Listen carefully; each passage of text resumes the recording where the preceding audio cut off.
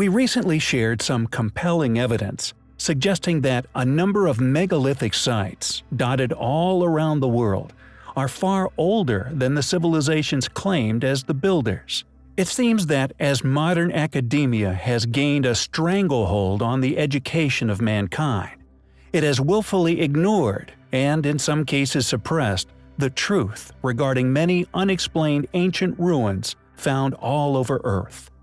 The pregnant woman of Baalbek, for example, a megalithic stone many attribute as the largest ever man-moved stone, and although many stones slightly lighter can be found effortlessly placed within ancient structures everywhere. Academia stresses that it couldn't be moved any further. The same can be seen with Yangshan Quarry in China, home to the largest known cut megalith in the world. Again, academia suggests that this stone was abandoned due to its size, completely ignoring the enigmatic notches, indicating that the entire shape of these enormous rocks had actually been carved prior to their attempted liberation from the bedrock. They insisted that it was abandoned suddenly, not due to unknown circumstances, but due to them not able to move them. And although the ancient Egyptians, and better known seagoing Romans themselves, claimed ownership to many of these perplexing structures, and clearly displaying a severe level of erosion, there are some sites coming to light which have seemingly been left to the eons, never again being claimed as another's work. Deep within the southern wildernesses of Siberia lies the mountain of Shoria. Rarely visited by humans, and even less frequently studied, this remote mountain, however, was a few years ago discovered to be the home of something astonishing. Now known as the Gornaya Shoria megaliths, their truly astonishing enormity has made it hard for certain fields of study to even give this place a second glance, and although some of the structure now revealed to the world through photographs clearly shows that these remarkable stone walls have indeed an artificial origin, the few funded individuals who have looked at the site have still somehow had the audacity to claim that it is nothing more than a geological formation. Made with stone bricks many times larger than the stone of the pregnant woman, and with them reaching high up into the heavens far above the tree lines, one has to wonder who could have built this cyclopean wall. When did they build it? How did they build it? Where did such enormous stones come from? With such enormous structural blocks, it is no surprise that this mind-boggling structure has survived the tests of time. A remarkable location, one which needs serious archaeological explorations in search of remains, so we may one day ascertain the true builders of this amazing place. So the video that you just finished watching is just one of literally thousands of videos on YouTube that document the existence of ruins and of anomalous structures that cannot be explained by any narrative of mainstream academic history that is taught in colleges and universities. Okay, so there has to be another explanation as to where the origin of these ruins and these structures and these worlds that once existed, which history they fit into. So essentially the history that we have been taught is not real history, and therefore we have to look at other sources of information. The history that I teach in these video series is directly from the Bible and also compares with some information that is found, like for example in ruins such as these, in mythological myths and legends and mythologies. And from that we can piece together an alternative history, you may say, that would appear to be the real history. Now, I make no qualms that this history is coming from a biblical perspective, and for some reason it bothers some people when I say that the Bible is a book of history. Okay, the question is not whether the Bible is a book of history or not. The question is whether one believes it is a book of history or not. It begins at the beginning, before the beginning of time, and it takes us into the eternal future. It explains the origins of man. It explains the origins of our mortality and the answer to that mortality. The answers to questions of good and evil it answers. So any answer that you can seek as to our existence is to be found in it. And again, like I reiterate that the question is not whether the answers or the histories are not there. The issue is whether one believes it or not. So if you don't, if it bothers you that this is coming from a biblical perspective, then please don't watch this video, okay? But a lot of people make very derogatory comments, and there's no need for that. Like I said, if you don't believe it, then stop watching. Why waste your time? But if you are a real student of history who wants to explore all of the histories that are available to us, then the information that is offered in these videos may indeed be of great value to you, as it has to be to me in explaining my own existence and, more importantly, the purpose of that existence. So in this short video, which I made some time ago, and for those who are new to my work, I used to have a channel for many years on YouTube with like literally hundreds of videos on it, which was terminated by YouTube earlier in this year in 2018 for allegedly violating their community guidelines, okay? So I believe that YouTube community guidelines do not include the truth, okay? As long as you want to BS and you want to, have all kinds of idiotic nonsense information, you are more than welcome to post your information on there. But if it touches on the truth, then it touches a raw nerve. And that is what happened in case of my channel. Regardless, we plug on. So some of these videos that I'm offering here, they were made back in the day, and I'm re-uploading them in the future, God willing, time permitting. I would like to edit and add more information because I believe I now even have a better and more clearer understanding of our past, and it is a magnificent one. This story is more fantastic than any fantasy tale like The Lord of the Rings. It is more, scientific than any sci-fi fiction work like Star Wars. It has the answer to the origins of evil, of demons, evil spirits, gods of the world, of the nations. All those answers are to be found in here if one only takes the time to listen and to study the information that is being presented. So without further ado, this video is on the 4 ages of creation, 4 ages into which time can be divided from the beginning of creation. I hope you enjoy it, and I always welcome your comments and questions as long as they are respectful, and it is a serious line of inquiry and is not intended to show how smart you are, because you might disagree. But I usually find that people who do disagree, they don't have a clue as to what's in the Bible. And while I'm the subject of the Bible, I might add that, the last place you want to go to learn what is in the Bible is a church.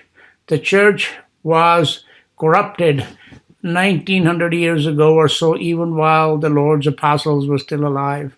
So, the devil has had a lot of time to perfect the corruption in it. So the information that you know and study and learn in the church, it has very little to do with the history, with doctrine, or with prophecy. Okay, so if you want to be a student, you have to study the Bible, get yourself a King James Bible if you speak English, and study it for yourself. And my videos, and perhaps those of some other people online, will help you to gain a better understanding. But I don't think there's any church in this world that is going to give you a solid and deep understanding of the Word of God. The video that follows is based on the premise that our history of creation goes like a lot further than the history of modern man. What we call the race of humans living on this earth can be classified as modern man, which has existed for some 6,000 years. But the earth itself, and also the worlds that have existed on it, that history is much, much older. So this video is going to divide time into 4 different ages and tell you a brief summarize briefly what happened in each one of those ages. Greetings to all in the name of the Lord Jesus Christ. This is Paul Sandhu. Today I want to do a video which I have titled History Before History, Worlds Before This World, The Four Ages of Creation.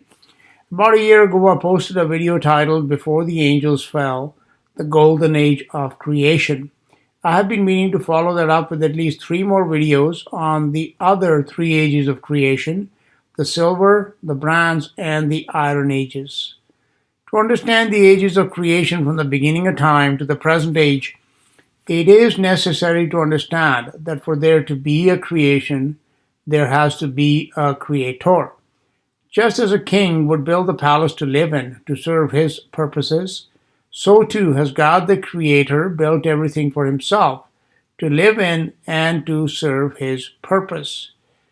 One of the things that people do not understand is that all living things are, in one way or the other, residences of God.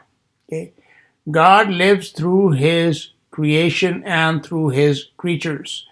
This is an understanding which will really help people understand the purpose of their own existence, and I will be speaking on this topic a great deal as we study the very ancient past and the history that comes before recorded history. See, God uses all living creatures, even animals, to experience both pleasure and pain. For example, an eagle soaring through the heavens provides God with the pleasurable experience of flight. If God did not live through his creatures, he would be an inactive fixture in heaven, forever sitting on his throne, but never so much as taking the smallest of steps or the smallest of actions. He would be like a statue, not the living God, which the Bible tells us is the most fundamental of his characteristics. He is the living God. He is alive, and he lives through his living creatures. All creatures that exist do not necessarily bring God pleasure, but rather some of them cause him a great deal of pain.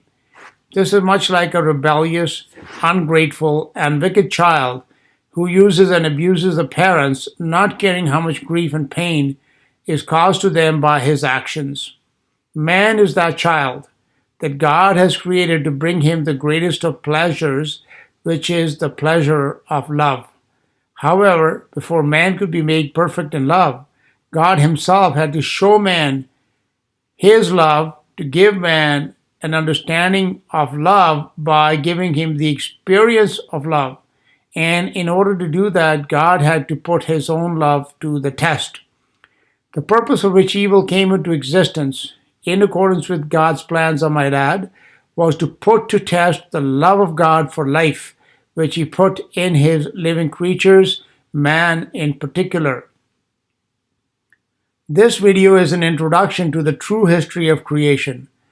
And this video will detail not only this video and other videos will detail not only the events of history, including the history that precedes history, dating back hundreds of thousands and possibly millions or even billions of years of time, going right back to the beginning of time itself. In these history of creation videos, which will be a series of at least 4 videos, I will discuss in detail the history of prehistorical ages, which almost all cultures and traditions claim came before this present age. These ages are generally identified as the gold, the silver and the bronze ages, whereas the present age is the iron age. These ages are also identified in the Bible by the names of precious and base metals, as for example in Nebuchadnezzar's dream that was interpreted by the prophet Daniel and recorded in the book of Daniel in chapter 2. Although this dream was a prophetic vision of the 4 earthly empires that would exist from the days of Babylon into the present time, I believe it is also symbolic of the 4 ages of time into which God's creation may be divided, beginning with the age of perfection called the Golden Age, and thereafter deteriorating with each successive age, just as Nebuchadnezzar's empire was the empire of gold, and each succeeding empire was inferior to his empire. I would like to compare these earthly empires and their human leaders like Nebuchadnezzar to the angelic and human persons that ruled the worlds that existed right here on earth and even in the heavens in the ages before the present age of Adam and Eve and their descendants that began in the Garden of Eden about 6,000 years ago. This does not mean that creation itself or the earth are only 6,000 years old. There were at least 3 ages of time and 3 worlds, and even the heavens that were created and destroyed, and even heavens that were created and destroyed before Adam and Eve were created and placed in the Garden of Eden by God. Just as in Nebuchadnezzar's dream, the 4 empires did not exist at the same time, nor were they led by the same person.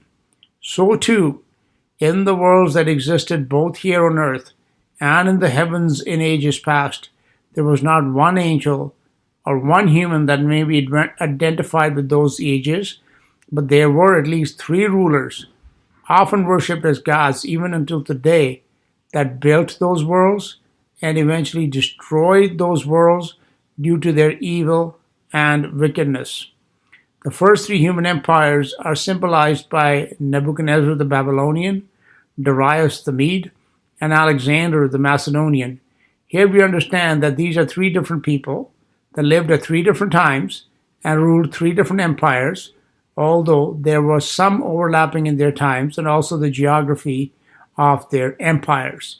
So too, in the greater history of the ages of creation, the evil emperors of those ages are not the same person, nor did their empires span the same ages of time.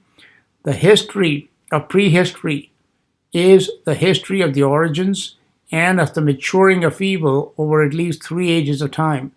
It is the story of fallen angels, of fallen humans, and even that of an evil, beastly, reptilian species of creatures that were birthed in the ashes of the fires that destroyed the first worlds and those first ages, the gold and the silver age that were ruled first by the angels and then by Lucifer, who was not an angel but a man. From the end of the Bronze Age to the present Iron Age, the emperor of evil is Satan, who is neither an angel nor a human, but a reptilian serpentine dragon, who did not have his origin as an angel or as a man. In this video, most of these questions that people will naturally have will not be answered, but I'm sure they will be answered for anyone who will follow along in this study series and will take the time to study for themselves. I will conclude this introduction by stating that the reason for these ages of prehistory, the Bible teaches. See, that's one thing which people do not. You hear a lot of people that talk about the pyramids, that talk about, ancient worlds, maybe in South America, Machu Picchu, etc. They talk about ancient civilizations. They talk about these vortexes of energy around the planet, etc. About the alignment of certain buildings like the pyramids to, some heavenly bodies. But what you do never get is the reason why. Who and why. Why are these things? Who did it and why? Those questions are not really answered. Okay, we get some very convoluted stories in many times, but a clear, concise answer is never given. So, in order to understand history properly, we have to understand not just the how, but also the why. If God is the creator, which is the most obvious understanding any human being can have, is, living in a world in which everything is created or made. I'm sitting in a house that was built by someone. I drive a car that was built for someone. I'm talking on a computer that was built by someone. I'm using electricity that is supplied by someone. It's generated by some person doing all the work that is necessary to do so. Okay, outside I would be driving on a road that was built by someone. I would be eating food that was grown by somebody. It just goes on and on and on, that everything in this world that we use and that serves our purposes has been created by somebody, has been made by somebody. So why is it such a stretch to think that, this creation was also created by somebody? That is a very fundamental understanding. And it is only because of conditioning and programming that people have such a difficult time, because they've been lied to all their lives that they can't see this plain and obvious truth. Nevertheless, It is only in understanding that there is a creator that you will find purpose in your life. Otherwise, your life will be just a random. You'll be a random piece of dust, like Carl Sagan tells you that you are, floating around in the infinite space of this universe, and you have no purpose and you have no meaning. Okay, you want to understand your purpose and you want to understand meaning for your life, then come to the first and basic understanding that you do have a creator. Okay, so I want to talk a little bit about the purpose of why these things happened. Okay, not just how they happened, but why. The Bible teaches that God has created all things for himself, and all things will naturally include things that are evil and the creatures that gave birth to the evil and have been instrumental in the growth and sustenance of evil into the present day. God needed evil to exist, so he gave evil time to be born and to grow until evil became absolute. This did not happen overnight. It needed a great deal of time. And we are talking not in thousands of years, but at least tens of thousands, if not hundreds of thousands, or even millions of years of time for the seed of evil to be planted and grown to the type of tree that Nebuchadnezzar saw in another dream, a tree that covered the whole earth. So too, the evil that was born in the race of angels began as the shadow of darkness, but over the course of many ages, it became absolute darkness in Satan, in whom there is not a single ray of light. So God had to allow time for all this to happen. It did not happen in one age or through one race of creatures or one race of creatures. Long before Adam and Eve, God created angels and humans. The angels occupied and ruled the heavenly realms, whereas the humans occupied and ruled the earth. In the Bible, these prehistoric humans are called sons of God, as mentioned in the book of Genesis in chapter 6 and in the book of Job. Except for the first stage of creation, the Golden Age, which was also the most technologically advanced age ever in history, even till today, the ages that followed, the Silver, Bronze, and Iron Ages, may be classified as the ages of evil. The ultimate purpose of evil is to put to test the love of God, okay, which I will speak about more in future videos to give you an understanding of why evil exists and who it is that suffers all the effects of evil. Okay? It was not until his love had been put to the test that he himself would know. Okay? So God had to put his love to the test. So no matter how great the pain that God himself had to suffer, his love could not fail. But it was not until his love had been put to the test that he himself would know, or he could prove to himself that it would not fail. Okay, that's why when the Bible says all things have been made for him, we who exist, who suffer pain and sorrow and grief and such things, and we think that God doesn't feel any of that. No, my friends, you're wrong. God is feeling all of it, and that is the purpose why we are, because it is in this pain and sorrow and misery and even death that the love of God rises triumphant through it all. And if you follow along, you will understand what I mean. Okay, then you will understand why everything has happened the way it happened, why evil had to exist, why darkness had to come, and why death and mortality had to enter our world. The history of creation cannot be understanding without understanding the purpose of evil, for most of prehistory is the history of evil.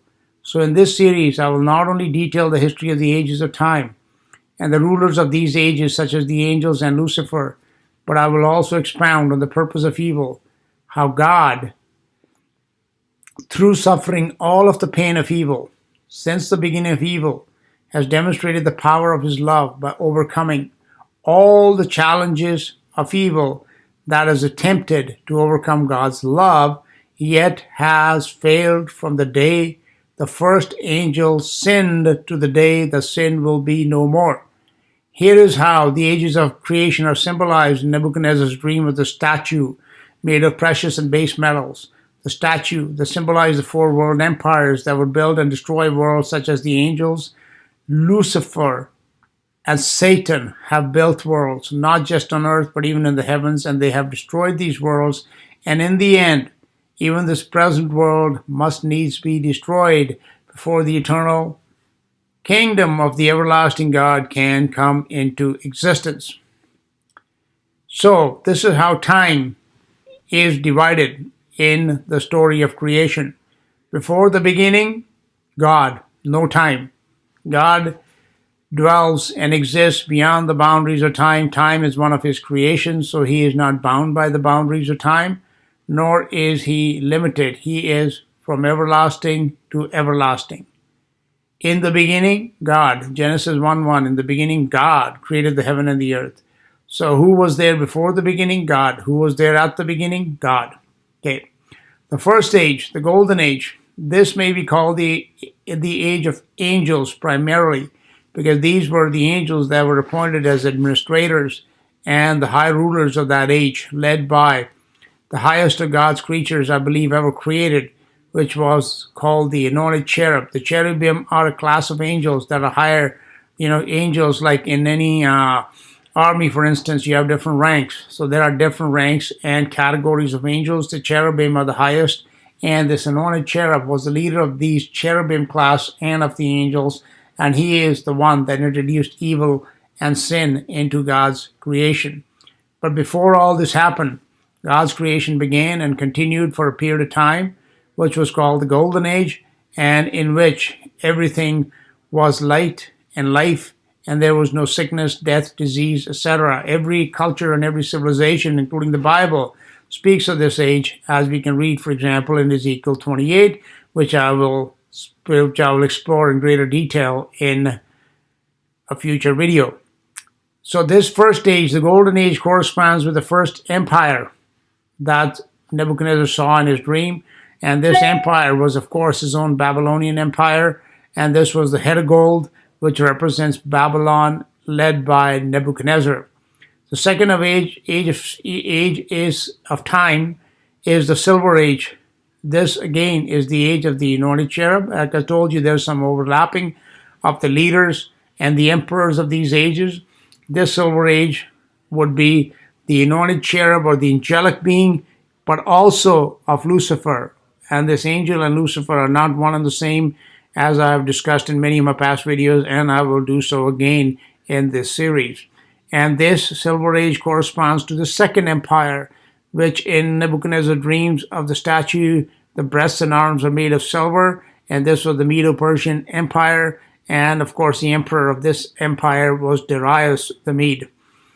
The third age is the Bronze Age. In this Bronze Age, the anointed cherub, I believe by this time, had been removed from the scene. This is when we read about in Jude, for example, that the angels of sin have been imprisoned in hell under chains of everlasting darkness. And I believe that happened at the end of the Silver Age, which brought us into the Bronze Age. The Bronze Age was that of Lucifer, in which Satan came into existence. Satan has a beginning, and I believe this is where he began in the Bronze Age. And in John 8:44, we can read that he was a murderer from the beginning, which neither the anointed cherub or Lucifer were. They were not murderers from their beginning, but Satan was. So they are not the same creatures. And this third age is of course symbolized by the third empire in Nebuchadnezzar's dream, in which the statue had belly and thighs of brass. This would be representative of the empire of Greece, led by Alexander the Great.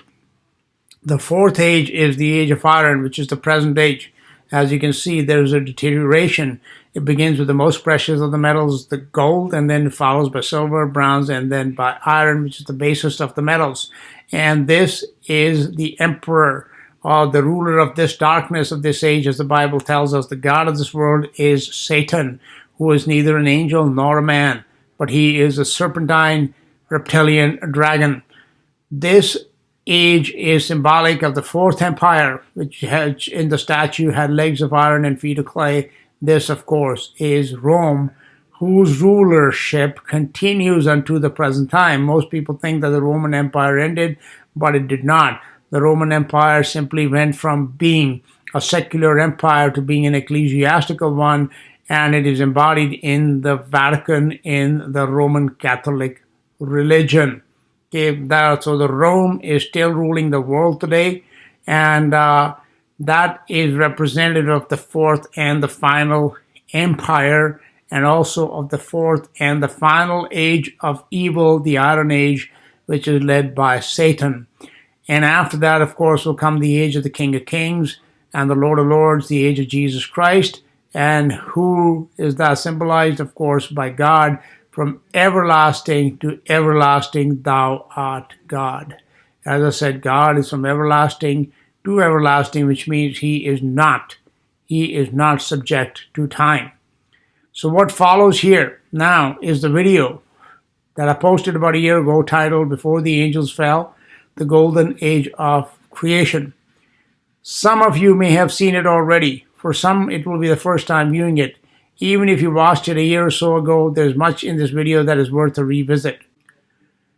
So by the way, this video has had about 500,000 views and is the most watched video I ever posted. So I believe there is a great deal of interest on the part of many people to understand the real history of our origins and, more importantly, on the purpose of our existence.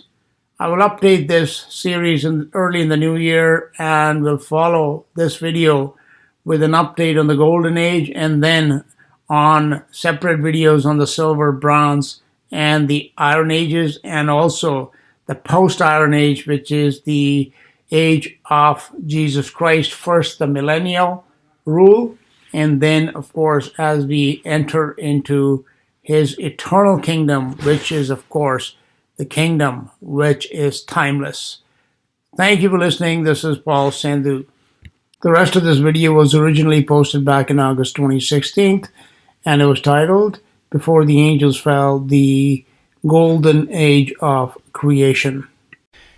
Hello and welcome. This is Paul Sandhu. Today I will be continuing my series in Genesis, the Book of Origins. And the purpose of doing this series is to paint, first of all, an accurate picture of our past, the ancient history which extends beyond this age and beyond this world. As we have been showing and documenting in my past segments in this series, that many worlds have come and gone, and many ages of time have passed to bring us where we are today. See, in our life, in this world that we live in the matrix. So everything is designed, carefully designed and geared towards keeping us just focused on our to live introverted lives where we are just looking at ourselves and nothing outside of us. Okay, so everything is focused on doing everything for our body, to buy clothes, buy big houses, cars, etc., to have as much fun as possible in the few short years that we have, and then just what lies beyond and what came before is really of not much interest to anybody. However, without understanding our past, we cannot understand the present, nor can we really plan for the future.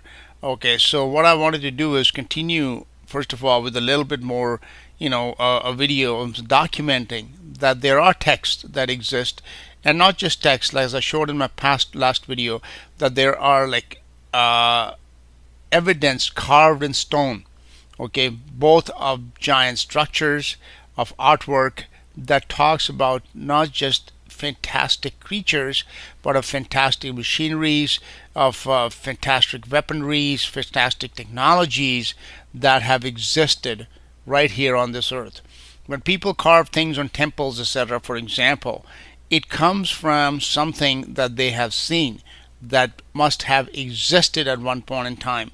Okay, the word imagination, it has the meaning of an image which is being projected onto the mind of the artist. Okay, so imaginations are images. These images stem from somewhere, and therefore everything that exists, it tells us a story.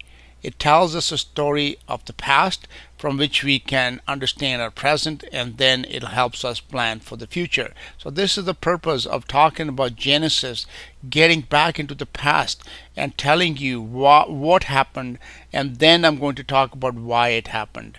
Okay, in all of this, the causative agent of all this is the person that we call God, the one God, whose name in the Bible is Jehovah, and which means the self-existent one.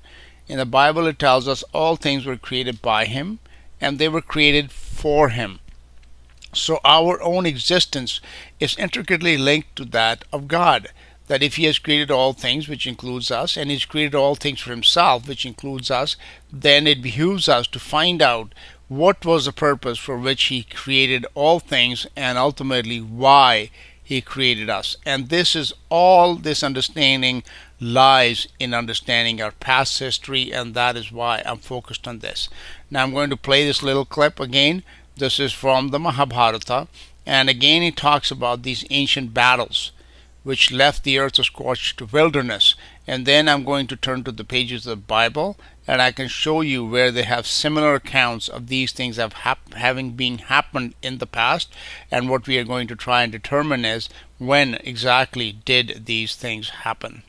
So this video clip that that is being played depicts scenes from the Mahabharata. See that guy with that wheel in his hand and these chariots, they're flying. So here, there's some text here that we can read. What it tells us is that when these wars took place, these wars were fought between what people call gods. Okay, these gods are like superheroes of the comic books. Okay, they are men, they were flesh and blood, but they had super technologies at their disposal which made them superhuman. Okay, so that's why they were perceived as gods. And of course, as in Greek mythology in particular, the nature of these gods is very clearly revealed to be very lustful, to be very proud, to be very power hungry, and that's what caused all these wars and these battles to take place. So here's some of the descriptions. The earth shook, scorched by the terrible heat of this weapon. Elephants burst into flames and ran to and fro in a frenzy, seeking protection from terror.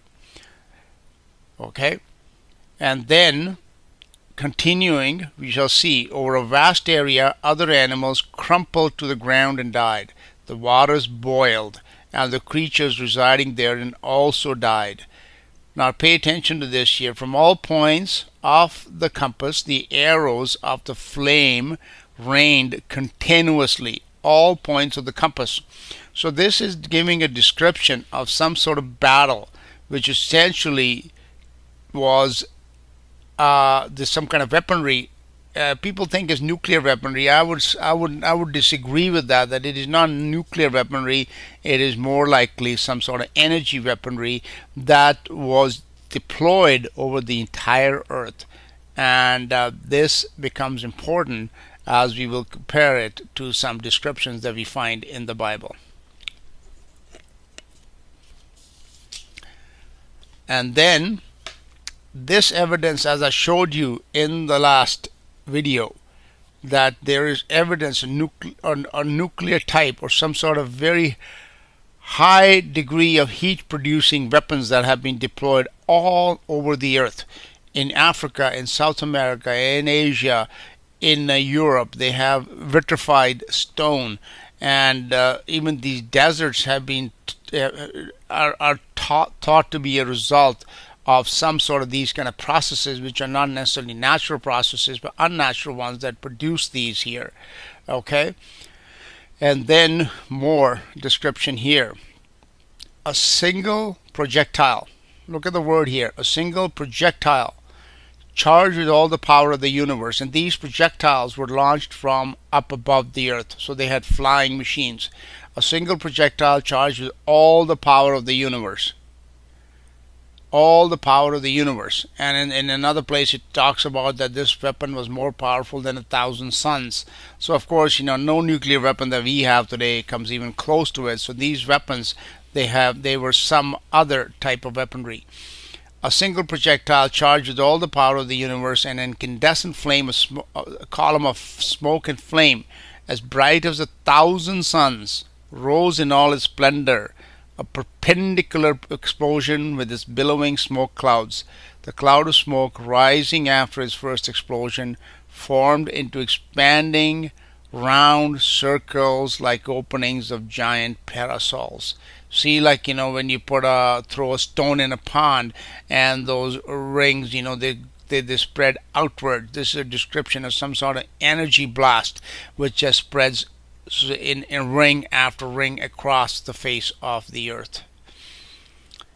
And again, a single projectile charged with all the power of the universe. These mushroom clouds that you're looking at here from so-called nuclear weapons, it doesn't even begin to compare to what was done using these ancient weapons in these ancient times, in these ancient wars.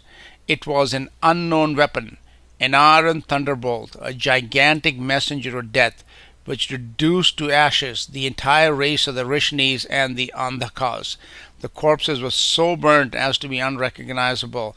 The hairs and nails fell out, pottery broke without apparent cause, and the birds turned white. Okay?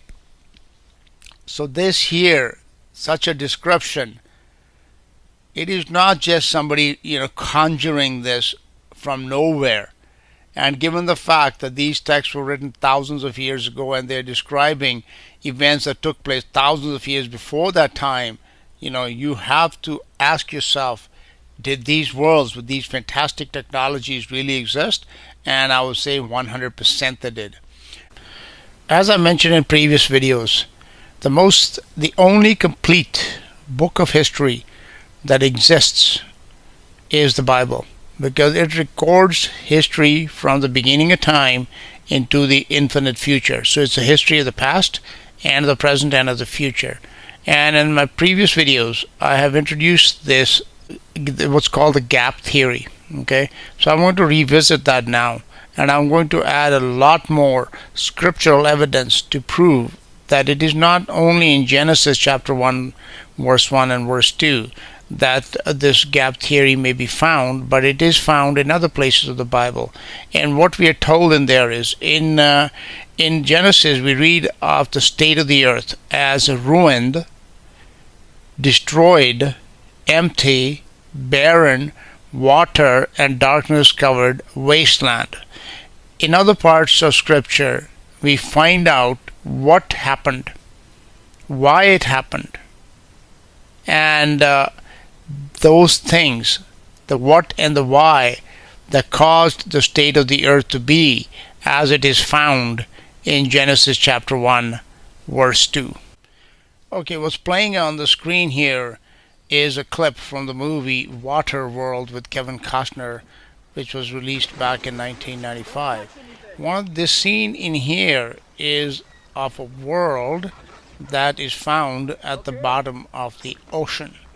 This idea of worlds having been destroyed and covered with water is of course biblical, the most famous example being the flood of Noah. But again, in mythology, for example, the stories of Atlantis, of Lemuria, etc. are filled, myths and legends are filled with such stories. So again, is there any basis of truth in these stories? And I would say very much it is. Okay, so let's now begin and let us examine Genesis chapter 1 verse 2 very, very carefully. Okay, so what we read in Genesis chapter 1 verse 2 is, okay, first of all, let me just read Genesis chapter 1 verse 1. Okay, verse 1 in Genesis tells us something, and it tells us, in the beginning God created the heaven and the earth. That's it. Now, when we turn to Genesis chapter 1 verse 2, this is a completely different picture than what we have read about in Genesis chapter 1 verse 1. And it says, "And the earth was without form and void, and darkness was upon the face of the deep, and the Spirit of God moved upon the face of the waters." So it's a very short sentence, but in this there is a world of information. Okay, for example, the word void, and the earth was without form and void. Okay, without form. Let's first look at the meaning of the word without form, and this is from Strong's dictionary. This is a Hebrew, in Strong's concordance it is the Hebrew word 8414, and it is the word tohu. And what this is the meaning: from an unused root meaning to lie waste, a desolation of surface, that is desert. A desert is a desolate place, figuratively a worthless thing. Okay, would God have created something that was worthless in the beginning? I would say no. Adverbially in vain. And in Isaiah 45 God specifically states He created the earth not in vain. But here we are telling you that it is in vain. Confusion. God is not the author of confusion. Empty place, without form, nothing, a thing of naught. Would God's creation be a thing of naught? Absolutely not, when we are told in many places that He made it in wisdom. In Job 38, there's a beautiful description of the earth being planned and brought into form, as is in Proverbs 8. So what I'm trying to point out here is that there is a world of difference between the description of creation as we find in Genesis chapter 1, verse 1, in the beginning God created the heaven and the earth, which were perfect, as opposed to what we see it become in Genesis chapter 1, verse 2. And these are the final four words that are used in Strong's: vain, vanity, waste, and wilderness. This is the word without form, and it's tohu. Now here's the other word, void, which is the word bohu, and this is Hebrew word 922 in the Strong's Concordance. And it says, from an unused root, meaning to be empty, a vacuity, that is a vacuum, that is superficially an undistinguishable ruin. Okay? A ruin is something that's first built and then gets destroyed. So if earth is God, when He was building the earth in the beginning, it couldn't be a ruin because it wasn't built yet. A building has to be built and then it has to fall down to be considered to be a ruin. Alright? So what I'm trying to say here again is that in the beginning, when God says He created the heaven and the earth, both these places were perfect. If God, would God have created the heaven as an empty wilderness too? Like these people say, the earth was created, that's just the way it was, and then God fixed it. No. Why would God do that? Why would He create something an empty, barren, desolate wasteland and then go about fixing it? Why wouldn't He create it perfect in the beginning? But He did. It became an empty, desolate, ruined wasteland afterwards. Why? Well, because of all the events that went on before in the ages. Because of the evil of the inhabitants of those ages, including the race of angels and humans that inhabited those worlds, of whose stories we read in the Bible and also in all mythologies, many of which I have been documenting for you. Okay, that's what happened. So, this verse of scripture, that the earth was without form, like a ruined wasteland, and darkness was upon the face of the deep. And then again, once again, I have bringing to your mind one more time that the Bible tells us that God is light. And if in the beginning all that existed was God, and He is light, where would the darkness have come from? The Bible specifically states, in Him there is no darkness at all. None. So in the beginning there could not have been darkness that we see in Genesis chapter 1, verse 2. And the Spirit of God moved upon the face of the waters. Okay? The Spirit of God moved upon the face of the waters. So again, the whole world, as you see in this clip, is covered with water, and underneath are ruins. Okay? In Job, in Proverbs, in other places in Scripture, when God first made the earth, He gave the sea a specific command that it would come up to a certain point, which is the shoreline, and it would go no further. That's how the earth was created in the beginning. The sea was specifically commanded not to break its bounds.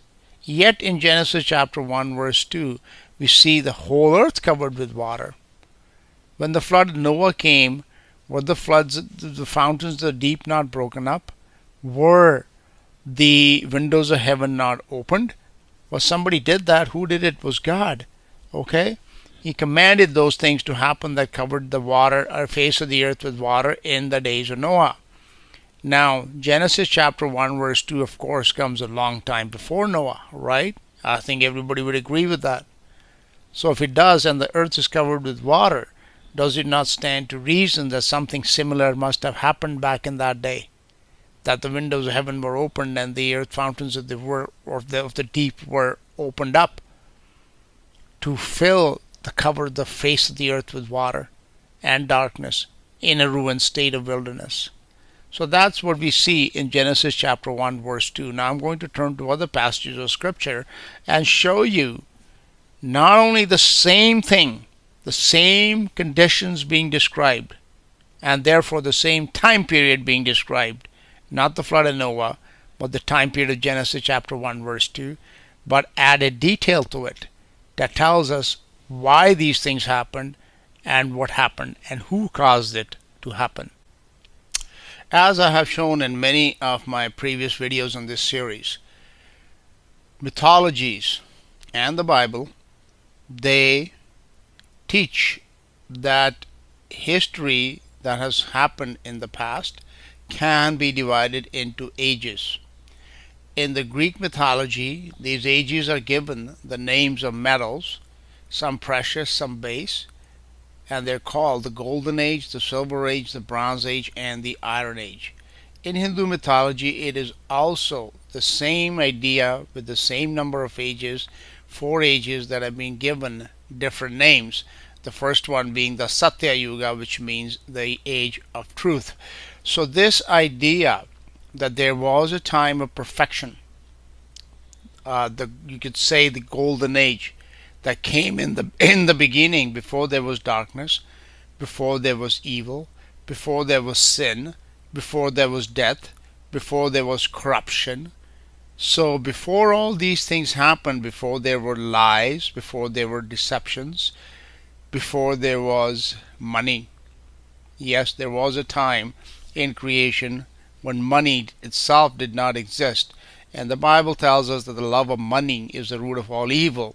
And therefore, it being the root is not something that God would have created or wanted his creation to use in their lives. Okay?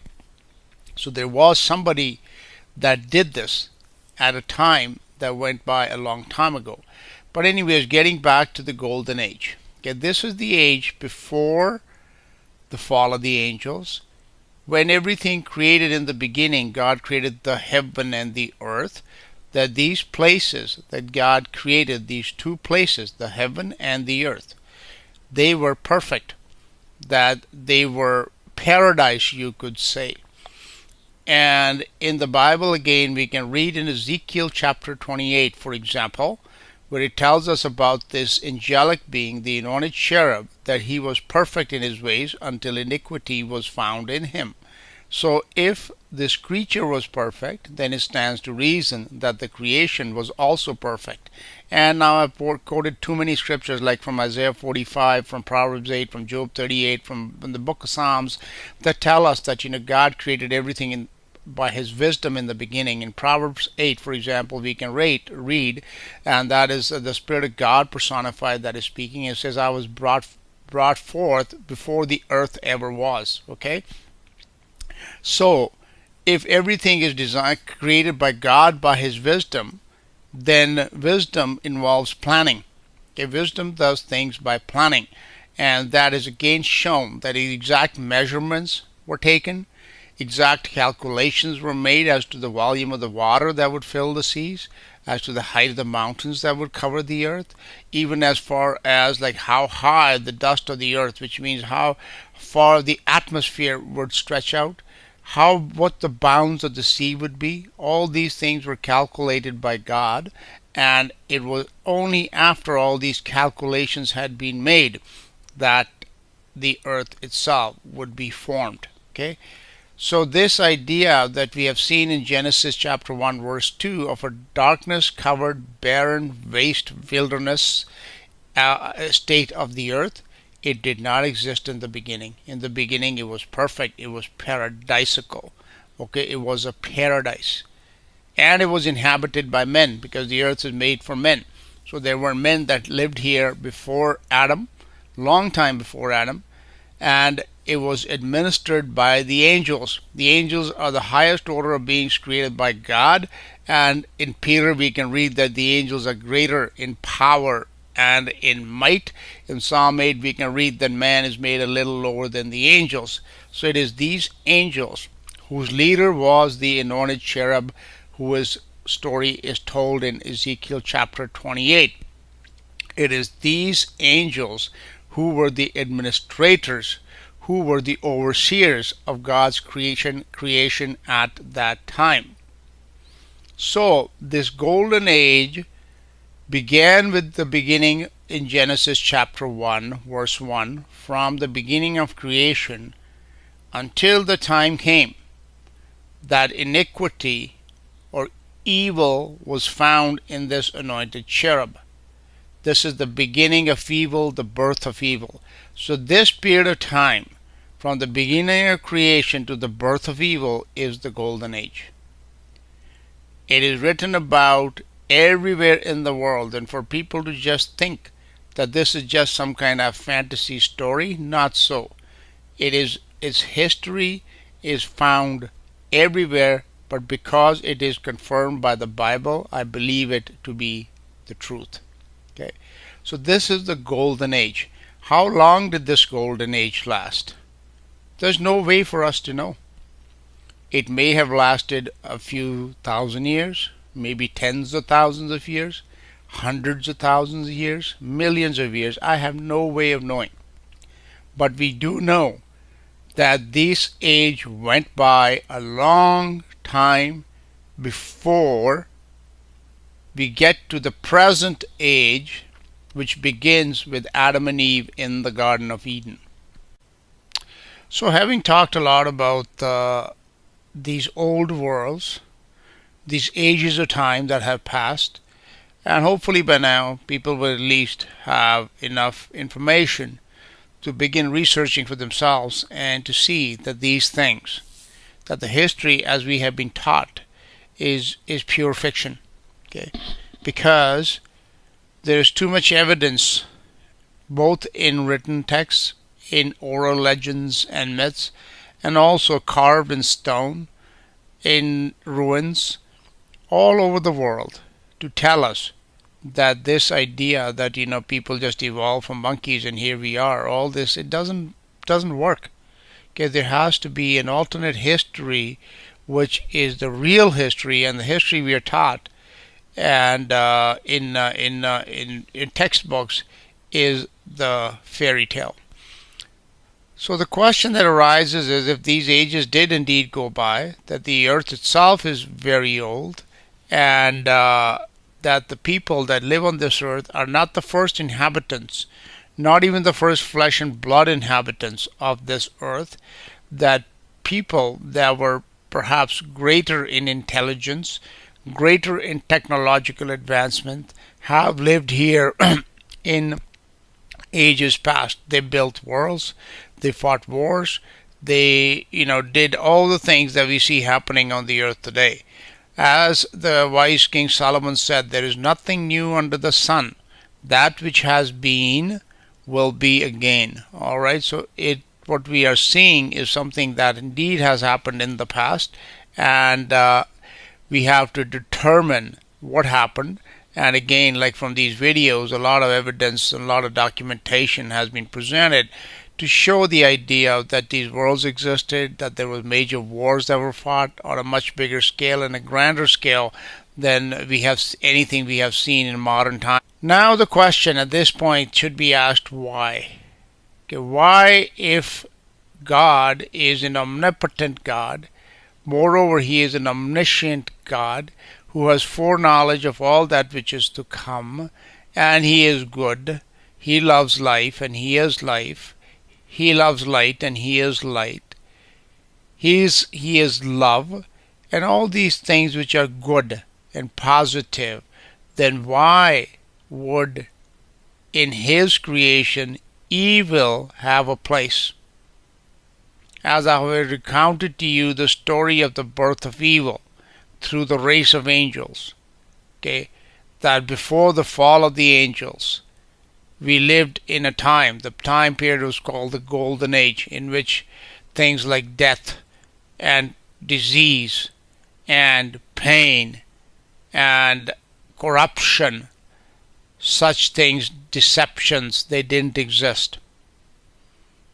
It seems like that was an ideal world. So why would God allow evil to enter that world And from that moment on, as I will recount in the future ages that come afterwards, as I will tell you in future videos about the Silver Age and the Bronze Age and what the difference is between these ages and how they have steadily, the condition of creation has steadily deteriorated in these ages, then we have to ask the question why. Well, if you look at the Colossians, for example, and in the book of Revelation and in many other places in the Bible, we are told that God has created all things, all things, all things. In the book of John, we read that not anything made without him. Not anything, not a single thing that exists was made without him. And he himself says that I have created evil, that he has at least planned and allowed for it to come into existence. Now, this is a paradox, and a serious paradox which I want to bring to your attention right here. The God himself is not evil. We are told that he cannot be tempted with evil, that he is light and in him is no darkness at all, that these what we consider to be evil, it cannot even enter his mind. Now this is the great paradox, that being thus, if that is what he is really like, then how could he have planned for this evil creatures and for all the evil that goes on in this world and has gone on in previous worlds to have come into existence? The answer to that question is a little bit complex, okay? And it'll take some following along of my teaching to understand why. But the answer is available, okay? Let's think of it in these terms. We read that all things were created by him and for him. Now that is something which most people have not contemplated, even in the Christian Bible scholars, etc., that all things have been created by God. Yes, they understand that. But the other part of that is that they were created for God. So God is not only the creator, all things exist to serve his purposes. Our existence, it has to serve a purpose for God, or we would not exist, because all things were created for him. Now, most people think that if that is the case, that they begin to start thinking that, God must be some sort of monster, that he just wants to use and abuse people for his own sadistic pleasure. On the contrary, God is love, okay? He loves his creation and his creatures. He is life, and therefore he understands the value of life more than any of us can, because life does not come from us. We only partake of life, and we enjoy life, and we love life, but we are not the life givers. He alone is the life giver. Okay? The destruction of life, which is death, is very painful for God. Yet this passage through pain was necessary. Okay? And in a very simple, without going into great deal of detail here, let me say this. One thing about God that we are taught in the Bible is that God is love. Not just that God loves or God has a little bit of love. No, it tells us God is love. Okay? The highest purpose of creation, or the highest state of the appreciation and the enjoyment of love, of life, is to love and to be loved. Now God already loves. Okay? Everything he has created, he has created ultimately so that he would have the experience of love through his creation. So the people that he has created, like man, for example, he loves them. But what he wants in turn is to be loved. That is what completes the experience of love. It is a symbiotic relationship between two parties where they both give and receive. So love is complete when it, not just when it is given, but when it is received in equal measure. Okay? In order for God to receive love, he had to show his creatures, his creation, what love is. Love is not something that can be programmed into a person. Intelligence can be programmed. The knowledge of physics, computer science, genetics, biology, such things can be easily programmed into a person, like we can program things into a computer. But the knowledge of love, it cannot be. Love can only be understood by experiencing love. So in order for God to perfect us in love, he had to demonstrate to us his love. And he had to place a value upon love. He had to set a price for it. And this may seem strange to most people because I'm sure there really I've never met anybody that has given me this answer. If I was to ask the question, what is the price of love? Why, some people would, in the world, generally speaking, love is measured by money. Like a man loves a woman, he'll buy her a nice big, diamond ring. Oh, it's a 2-carat ring. But material things and love have no relationship whatsoever.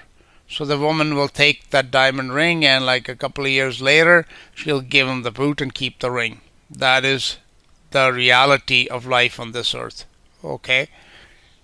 In rich people, they buy their children like nice BMW cars, Ferraris, whatever. They buy them nice clothes, give them credit cards, but they don't give of themselves to them. And therefore, these people, they don't know how to love. Okay? If that was all it took was to buy certain things, then the richest people would be the most loving people, but that is not the case. The price of love is death, or the giving of one's life for another person. In John 3:16 we read, "For God so loved the world." That word "so" in there is going to give us the price of this love. God so loved the world that he gave. He gave something. What did he give? His only begotten Son. The Son is God in the flesh. So literally God had to lay down his own life for us to teach us what love is. Not just to teach us what love is, to show us how much he loves us. In the Song of Solomon in the Bible, in the Old Testament, in chapter 8, verse 6, it tells us, love is strong as death. Okay, the only thing that's equally strong as love, the only power, the only force is death. Okay? They are equal and opposite in power. So, God had to set the stage for these two to clash, for death and love to have a clash. That clash happened on the cross of Jesus Christ, where love encountered death, and it seemed like death had won when Jesus died. But 3 days later, he rose again, because death could not destroy love. That is the real story of the Bible. Okay? That love indeed had to be challenged. It had to fight that fight. It had to win the victory. And all these stages had to be set. I will continue this, like I said, as a complex teaching, and it'll take perhaps many repetitions and additions to this information for people to fully comprehend it. Okay? But without death, we could have never understood how much God loves us. And without understanding how much He loves us, we in turn could never have loved Him in equal measure. Okay? So although I have talked about the golden age in which there was no death and no sin and no evil and no wickedness and no killing and murder and raping and pillaging and such things, yet people that lived in that age, the angels who stood in the very presence of God Himself, they had no way of looking into His heart. So they had no way of knowing that God loved them. They lacked nothing.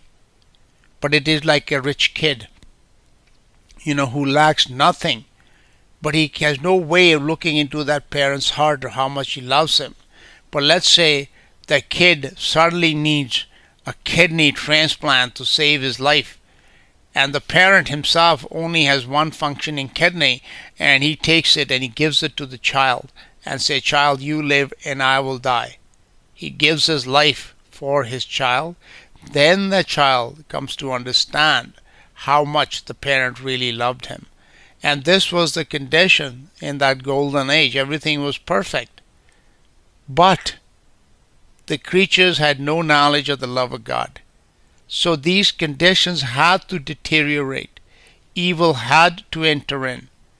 Death had to come, because death follows evil. Where evil begins, eventually it destroys itself and everything around it. That's where death comes from.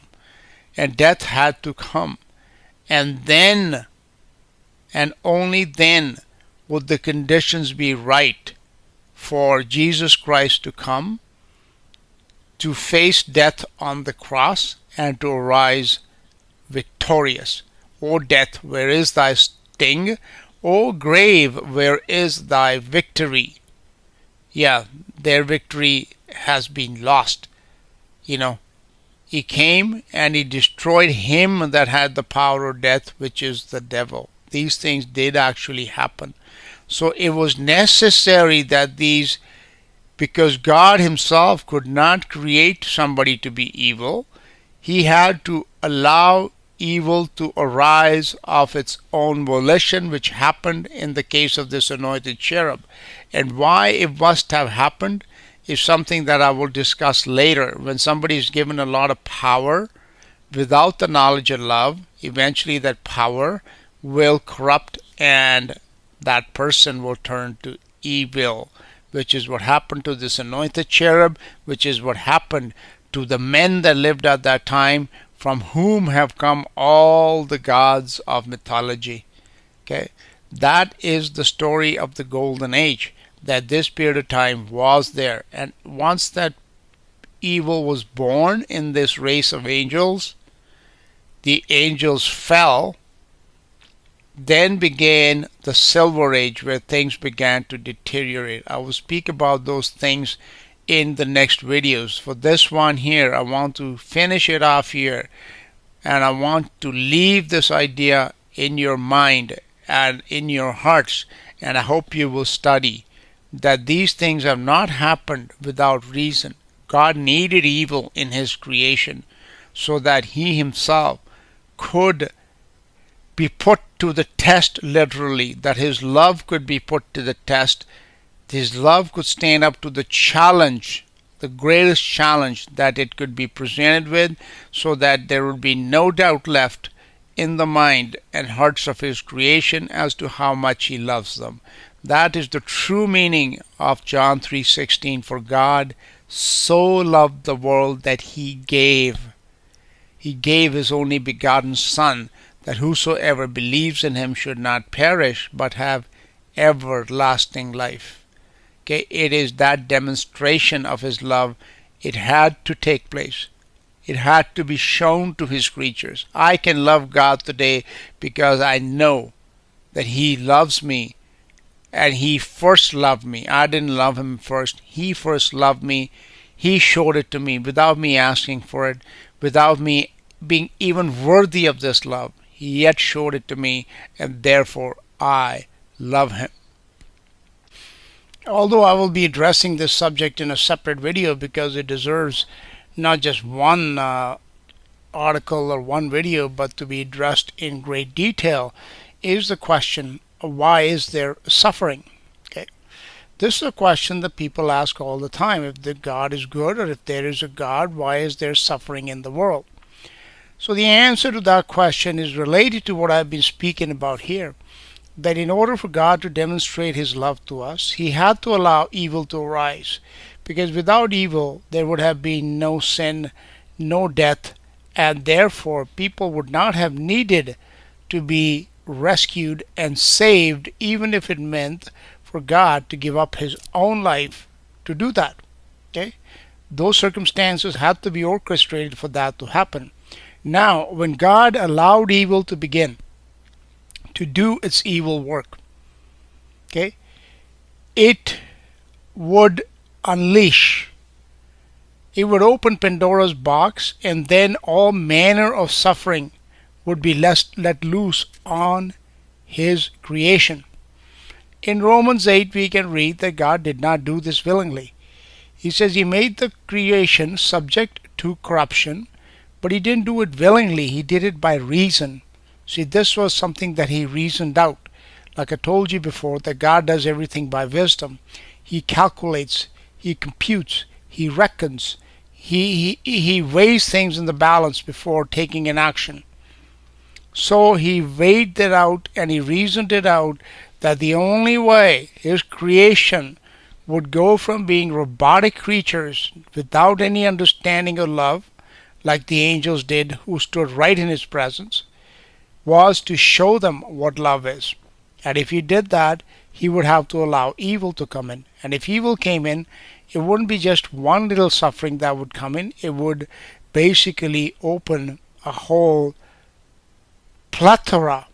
It would let the floodgates, it will open the floodgates, and just about every imaginable form of pain and suffering would be inflicted upon his creation.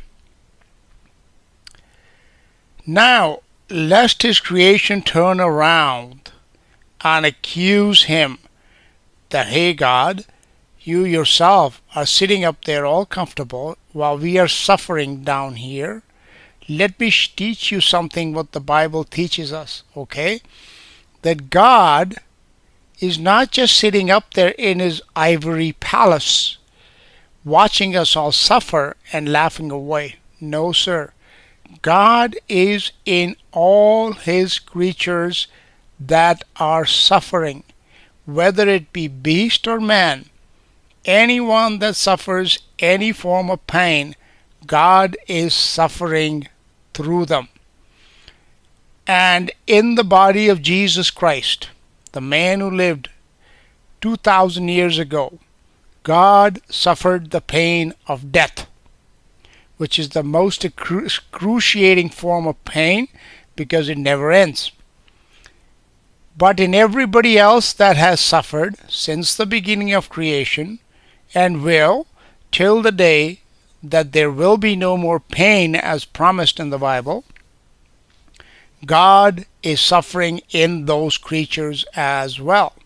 So whether it be a little child who is suffering from leukemia, whether it be a woman who's being mentally, perhaps physically, or otherwise being abused, whether it's a prisoner being tortured to death in some prison, as is happening all over the world today, any form of pain that is being suffered, God is suffering through them. So essentially, any pain that has been suffered by anybody since the beginning of creation till the day there will be no more pain has been and will have been suffered or felt or experienced by God himself. So when we all stand before God, as we all will one day, none of us will be able to accuse God. None of us will be able to stand before him and say to him, God, you don't know what it feels like. And no, God's answer will be, I know exactly what it feels like. Not just what I have felt, but what everybody else has felt. That is why there is suffering, because it was necessary for evil to come, and evil would bring suffering, and therefore people would suffer, but God would suffer through them, and also because they have suffered, they will then enter into life. The day will come when He will wipe away all their tears, when He will take away all their pain, and the comfort and the joy that will come instead of the pain and the suffering.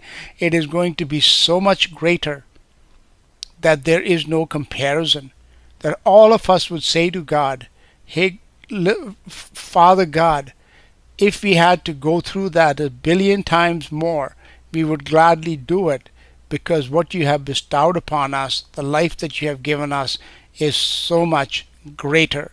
That's why it is written that the sufferings of this present world, or this present time, cannot be compared to the glory which shall be revealed in us.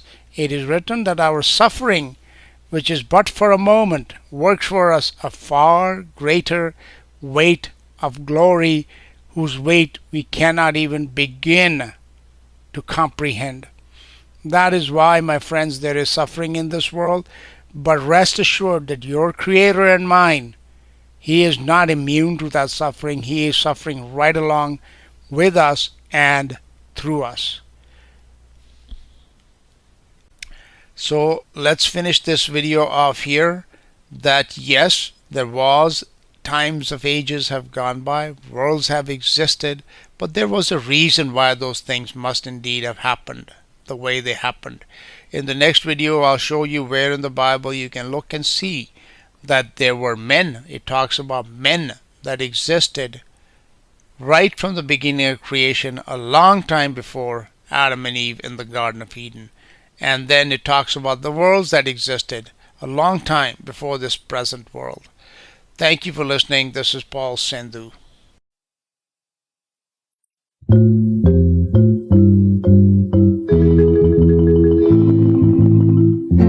God is holy, God is just, so men praise Him they must. God is love, God is light, let us praise Him day and night. Is He leading you across a river wide? Are you afraid, trembling inside? Have you forgotten what He did for Israel? Won't He do the same for you as well? God is holy, God is just, so men praise Him they must. God is love, God is light, let us praise Him day and night. Are there things that you don't understand? Times when you run, but He said stand. Have you forgotten the clouds by day and night? Don't you think His time will be right?